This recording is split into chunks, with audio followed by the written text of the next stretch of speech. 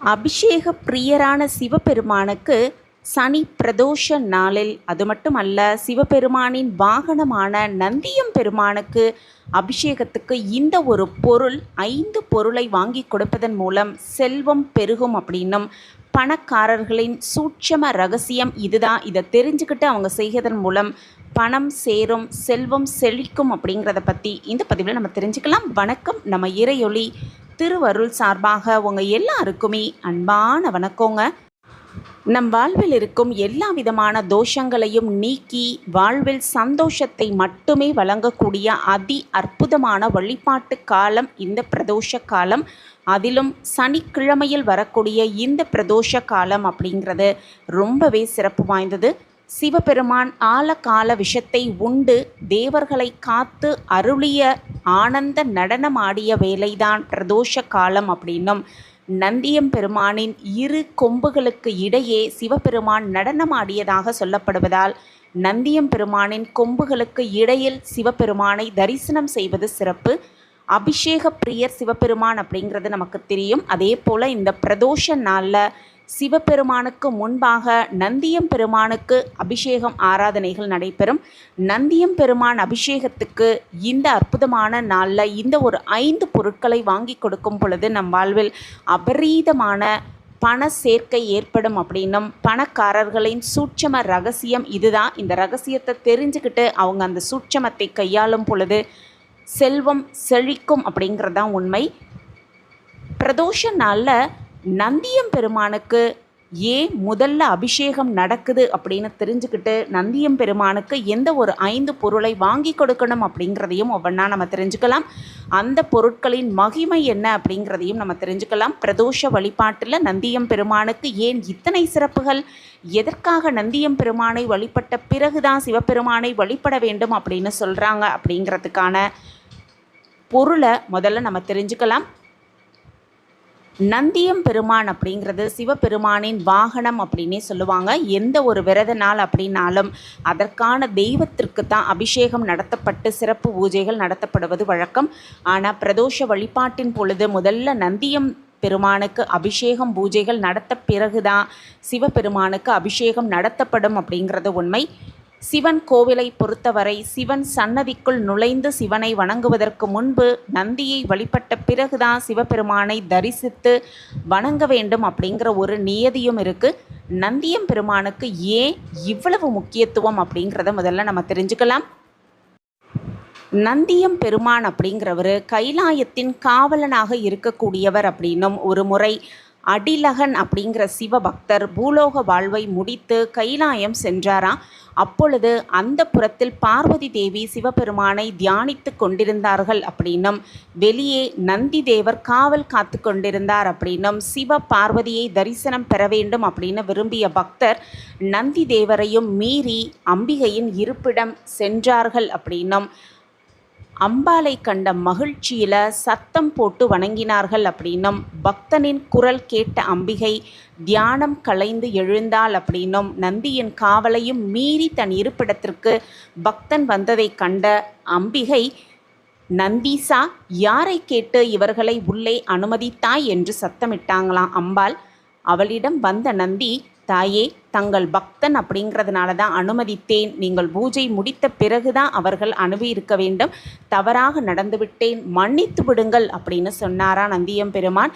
அப்பொழுது அங்கு வந்த சிவன் பணியில் தவறிய நந்தியை பூலோகத்தில் மானிடராக பிறக்கும்படி சாபமளித்தாரா.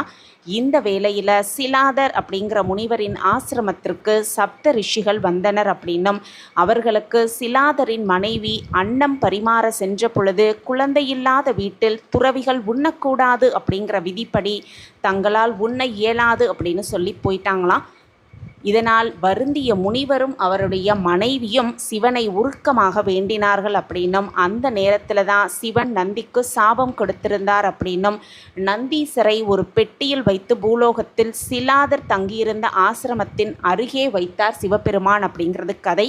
சிலாதர் கண்களில் அந்த பெட்டி பட்டது அப்படின்னும், அந்த பெட்டிக்குள் காளையின் முகம் மனித உடலுடன் ஒரு குழந்தை இறந்ததை இருந்ததை கண்ட முனிவர் தனக்கு குழந்தை கிடைத்ததை எண்ணி மகிழ்ந்தவர், இறைவா, பிள்ளையே இல்லாத எனக்கு ஒரு நற்குழந்தையை தந்திருக்க கூடாதா? காலை முகம் கொண்ட குழந்தையை ஊரார் எப்படி ஏற்பார்கள் அப்படின்னு மன்றாடி வேண்டிக்கிட்டாராம். அந்த நேரத்தில் சிலாதா, வந்திருப்பவன் யாரோ அல்ல, என்னுடைய காவலன் நந்தீசன். அவனுக்கு அழகான முகத்தை நான் தருகிறேன். ஆனால் அவனது ஆயுள் பூலோகத்தில் 12 ஆண்டுகள் மட்டும்தான் இருக்கும். அவன் ஒரு சாபத்தால் உன்னோடு மகனாக வந்திருக்கிறான். அவனை வளர்க்க வேண்டியது உன்னுடைய பொறுப்பு அப்படின்னு அசரீரி ஒலித்ததாம். 12 ஆண்டுகள் தன்னோடு வாழ வந்தவன் அப்படின்னாலும் தங்களை கைலாயம் அழைத்து போகிற பிள்ளை அப்படிங்கிறதுனால சிலாதர் மகிழ்ந்தாராம். தன் மனைவியிடம் குழந்தையை ஒப்படைத்தார் அப்படின்னும், அந்த குழந்தை சிவலோக பிள்ளை அப்படிங்கிறதுனால அவனை பார்த்தவுடன் பலருக்கும் நோய் நீங்கியது அப்படின்னும், சிலர் அவனை கடவுளாகவே பாவித்து வணங்கி தங்களுக்கு முக்தி நிலை வேண்டும் அப்படின்னும் கேட்டுக்கொண்டாங்களாம். பிரதோஷ வேளையில் மாலை 4:30 மணியிலிருந்து 6 மணி சிவ தியானத்தில் ஈடுபடுவான் அந்த பிள்ளை. அப்பொழுது பக்தர்கள் பலரும் அவனுடன் இணைந்து சிவ தியானம் செய்வாங்களாம். அவன் கண்மூடி தியானிக்கும் பொழுது நெற்றியின் நடுவில் அனைவருக்குமே சிவ தரிசனம் காட்டினானா அந்த பிள்ளை. இதனால் பிறப்பற்ற நிலை கிடைத்ததாக மக்கள் எண்ணத் தொடங்கினர். பல அற்புதங்கள் நிகழ்த்திய நந்தீசர் 12 வயதில் தன் பெற்றோருடன் கைலாயம் சேர்ந்து இழந்த பதவியை மீண்டும் பெற்றார் அப்படிங்கிறது கதை.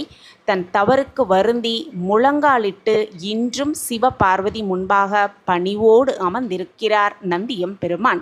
பிரதோஷ காலத்தில் நந்தி தேவரின் நெற்றியில் சிவ தரிசனம் அளிக்கிறார் அப்படிங்கிறதுனால பிரதோஷ காலத்தில் முதல்ல வாசல்ல இருக்கும் நந்தியம் பெருமானுக்கு மரியாதை செய்யப்படுகிறது அப்படின்னும், ஈசனின் திருவடியாக முக்தியை அடைவதற்கு நம்மை அழைத்து செல்லக்கூடியவர் நந்தியம் பெருமான் தான் அப்படிங்கிறதுனால அவரை வணங்கிய பிறகு உள்ளே சென்று சிவனின் அருளை பெற்று அவரது திருவடியை அடைய வேண்டும் அப்படிங்கிறதான் இதனுடைய தாத்பரியம். பிரதோஷ நாளன்று நந்தீஸ்வரை வணங்கிவிட்டு அவருக்கு நடைபெறும் அந்த அபிஷேக ஆராதனைகளில் நம்ம கலந்துக்கிட்டு அவருக்கு ரொம்பவே பிடித்தமான பால், தேன், சந்தனம், தாமரை, பஞ்சாமிர்தம் இந்த ஒரு 5 பொருட்களை வாங்கி கொடுப்பதன் மூலம் நந்தியம் பெருமானின் ஆசிர்வாதத்தை முழுமையாக பெற்றுக்கொள்ளலாம்.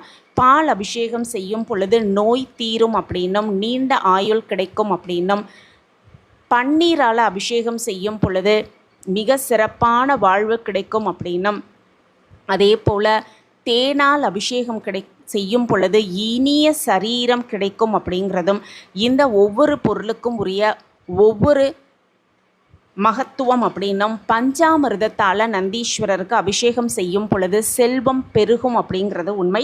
இப்படி இந்த 5 பொருட்களை நந்தியம் பெருமான் அபிஷேகத்துக்கு வாங்கி கொடுத்து சிவபெருமானின் பரிபூரண ஆசிர்வாதத்தை பெற்றுக்கொள்வதோடு மட்டுமல்லாமல் செல்வம் பெருகி வாழ்வில் சகல சௌபாக்கியத்தோடு வளமாகவும் நலமாகவும் வாழலாம்.